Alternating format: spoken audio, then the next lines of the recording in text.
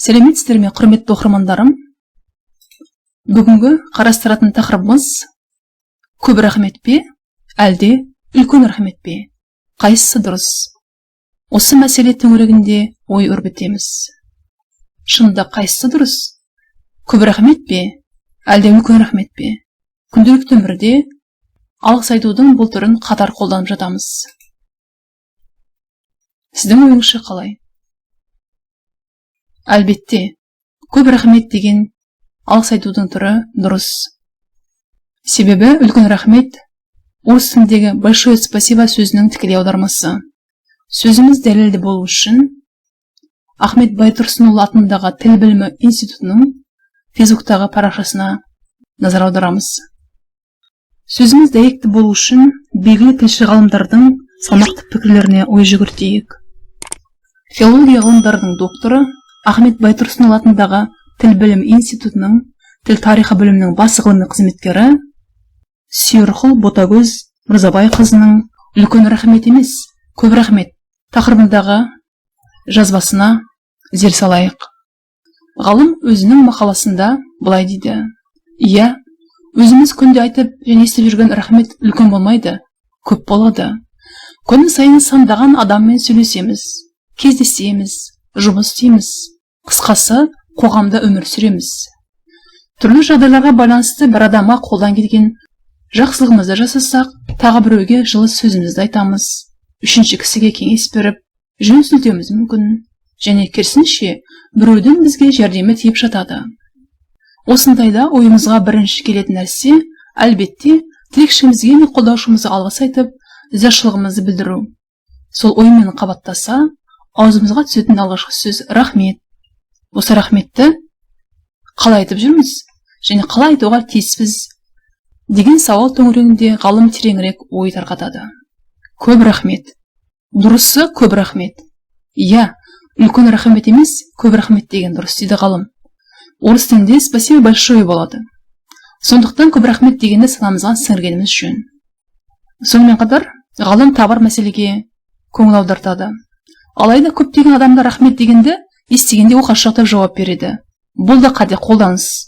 Дұрысында ол кешіріңіз дегенге берілетін жауап.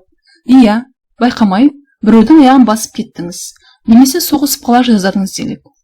Бірден кешірім сұрайсыз.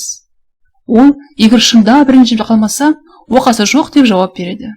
Ал рахметке қайтарылатын әдемі жауап мархабат.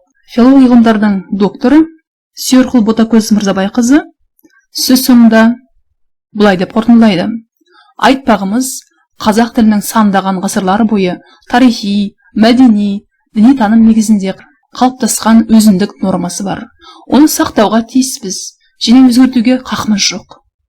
Ана тіліміз бабаларымыздан қалған аманат, ал аманатқа қиянат жасауға болмайды.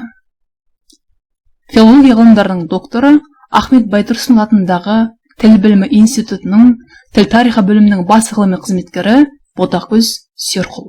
Біздің оқып отырған жазбамыз Ахмет Байтұрсынұлы атындағы тіл білімі институтының Фейсбуктағы парақшасы. Сөзіміз дәйекті болу үшін Фейсбук әлеуметтік желісіне кіріп, соның ішінде Ахмет Байтұрсынұлы атындағы тіл білімі институтының Фейсбуктағы парақшасына кіріп, Ботагөз Мырзабайқызының үлкен рахмет емес, көп рахмет деген мақаласын назарларыңызға ұсынамын. Бұл парақшаға кіріп, мақаланың толық нұсқасын оқып танысып шығуларыңызға болады. Ғалым Ботагөз Мырзабайқызы үлкен рахмет емес, көп рахмет деген қолданыстың дұрыстығын дәлелдеп, көптеген мәліметтермен санаға салмақ түсірер, санаға ой салар деректер келтіреді, мәліметтер келтіреді. Сондықтан өздеріңіз бұл парақшаға кіріп, ғалымның үлкен рахмет емес, көп рахмет жазбасымен толыққанды танысып шығуларыңызға болады. Және көптеген пайдалы мәліметтер алатыныңызға сенімдімін. Сонымен құрметті оқырмандарым, біреуге өзіміздің ризашылығымызды білдірген кезде үлкен рахмет емес, көп рахмет деп айтудың дұрыстығына көзіме жетті. Белгілі тілші ғалымдардың жазған мақалалары бойынша сіздерге пайдалы болсын деген оймен жариялап отырмын. Үлкен рахмет емес, көп рахмет деген сөз қолданысының дұрыстығын көріп отырмыз.